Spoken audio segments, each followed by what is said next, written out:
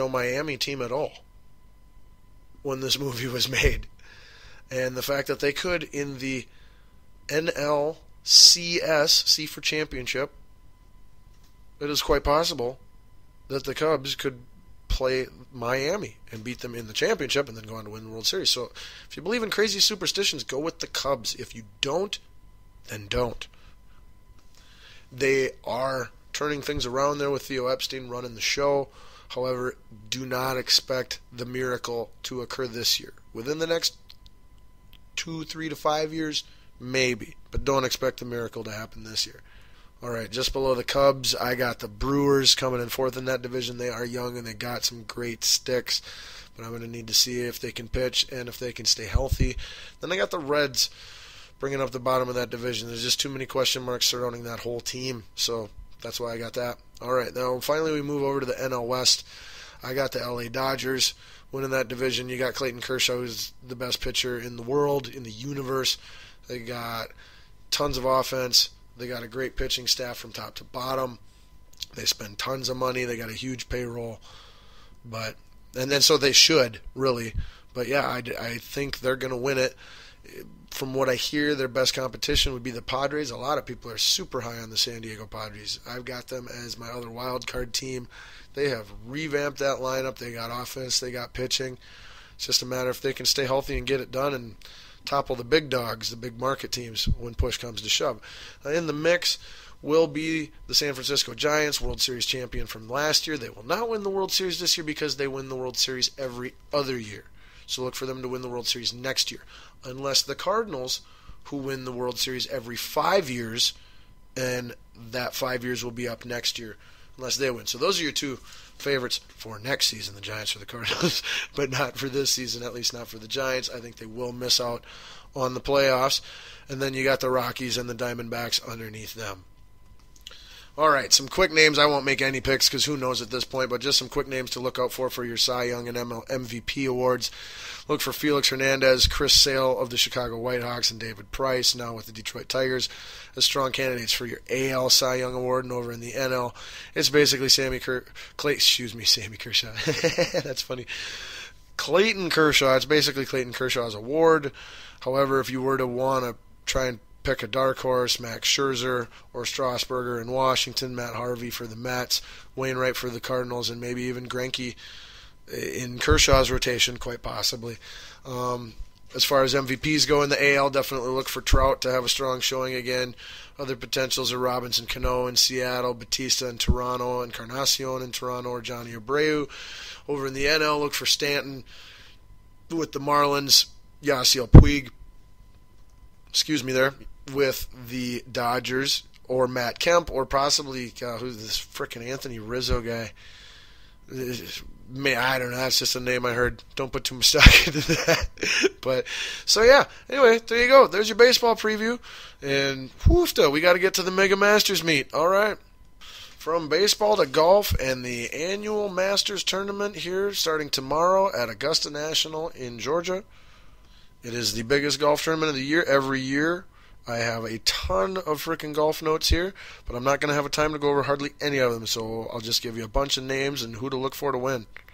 And maybe a little bit of why to look for them to win, too. That might help. But anyway, here we go.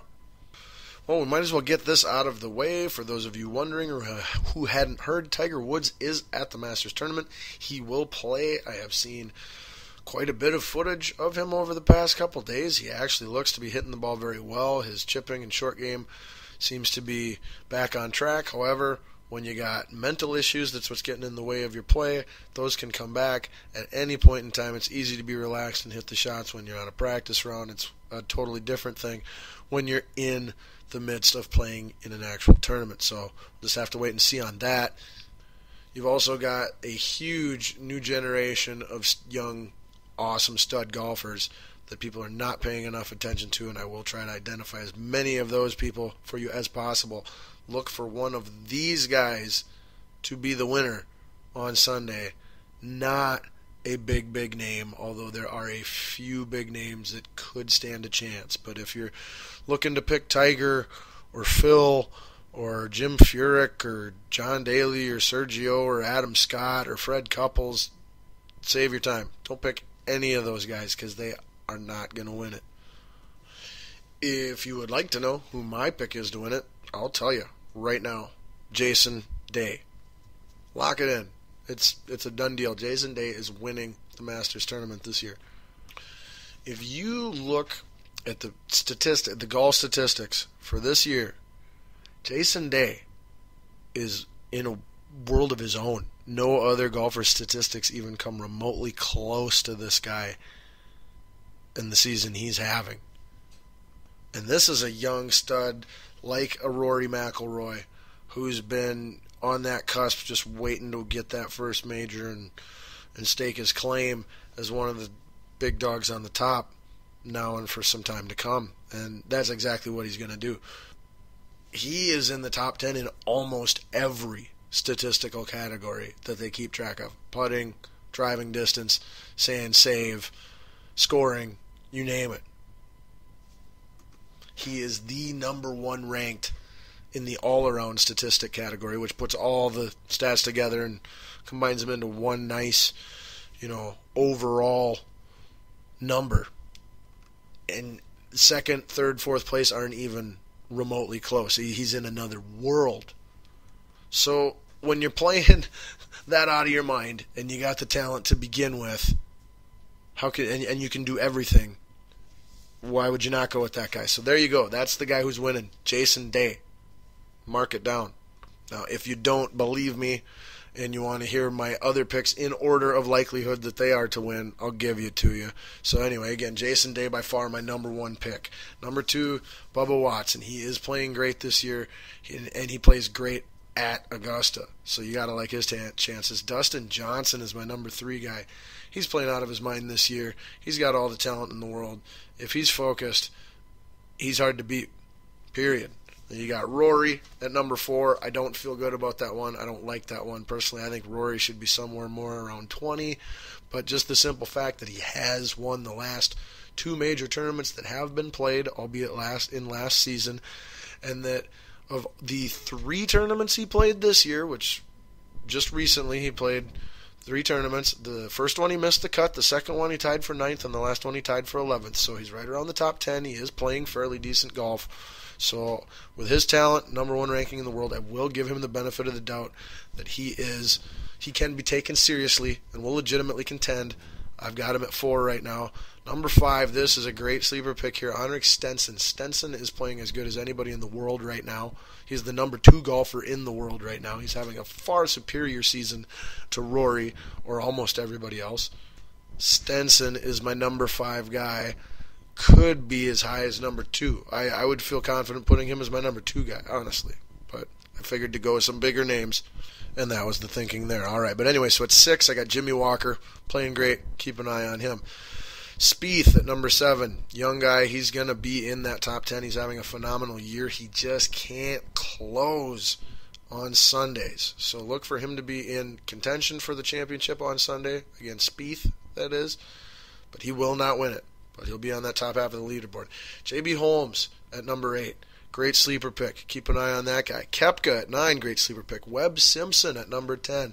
Currently the number 2 all-around best statistical golfer this season. We got Palmer at 11. Matt Kuchar at 12. Hideki Matsuyama, who is having a great season, at 13. Oosthuizen, former Masters winner, at 14. Having a good season, hitting the greens and hitting eagles.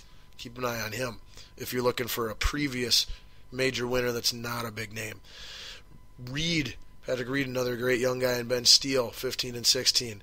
Sean Stephanie got a great chance, having great seasons. Streb, Snedeker, Kevin Na, Jonas Blixt, great deep sleeper to keep an eye out for. Ricky Fowler, boomer bust. I wouldn't put much stock in Fowler this year, but he does have the talent.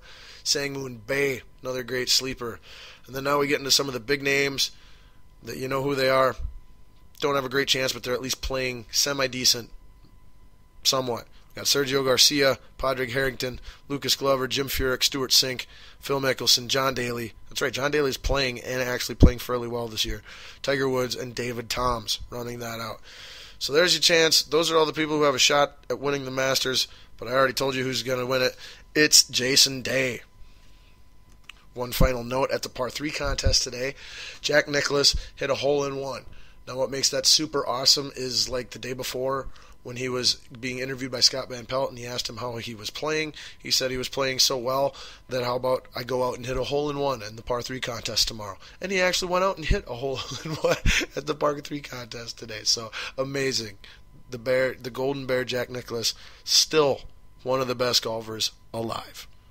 All right, well, we're starting to run out of showtime, so we're going to have to wrap up our Mega Meet and start installing some Mini Meet quickies here before we get to our deep thought of the day. All right, moving on to the NHL. The Minnesota Wild beat the Chicago Blackhawks last night and clinched a wild card playoff berth in the playoffs. Yay! All right, and they beat Chicago, 2-1. It was scoreless after 2, and then that third period was great to watch. Very exciting. Got up 2-0. Blackhawks got one before the end, but it wasn't enough. Wild got 2 games left tomorrow night at Nashville, which could be a first-round playoff preview, and the final game being Saturday at St. Louis, which could also be a first-round playoff preview for us. I'm hoping that we play Nashville in the first round. I just feel like that's a much better matchup for us. But whoever we play, it doesn't matter. We got to beat them, and we got the same chance of beating everybody as far as I'm concerned. We're a heck of a team, but there are a lot of other good teams in the league too, especially out in the West.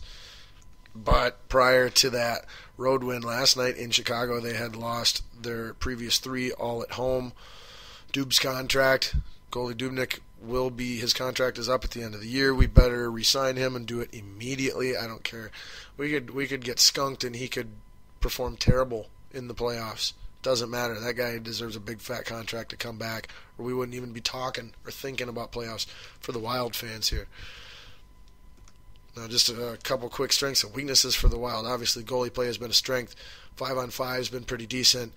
Our penalty kills have been phenomenal, but our offense has been shady at best, especially on the power play. We cannot seem to score a goal on the power play ever. If this continues, we will not make it past the second round in the playoffs. We got to find a way to get at least 2 to 3 goals every night. If we can do that, Dubnyk can win every game from that point on his own for us if we can just give him some cushion to work with. But, like I said, the last game here for the Wild is Saturday at the St. Louis Blues.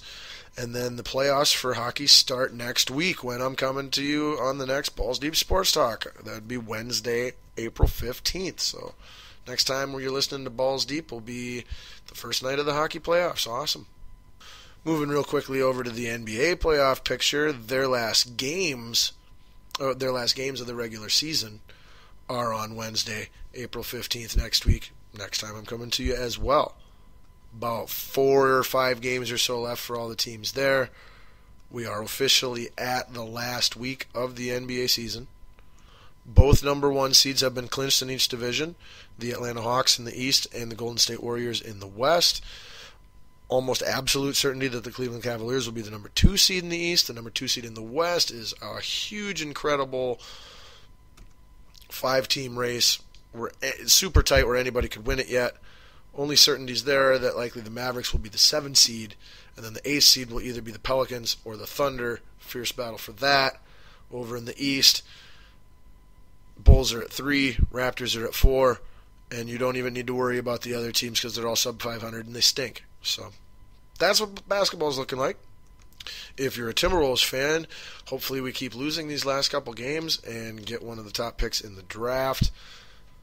It is a fairly good-looking draft class, at least at the top of it, coming up.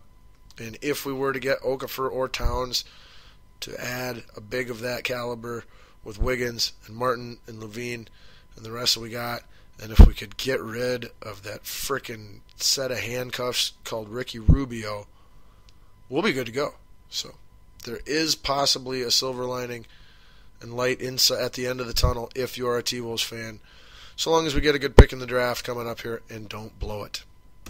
And since next week is the end of the NBA regular season, I will hopefully be having our MVP discussion for the NBA on next week's Balls Deep Sports Talk. Squeezing in just a little bit of NFL news now. Adrian Peterson met with Roger Goodell and others from the NFL yesterday to discuss his reinstatement, which is expected to take place on, guess when, next Wednesday, April 15th. That's right. Everything's going on next Wednesday.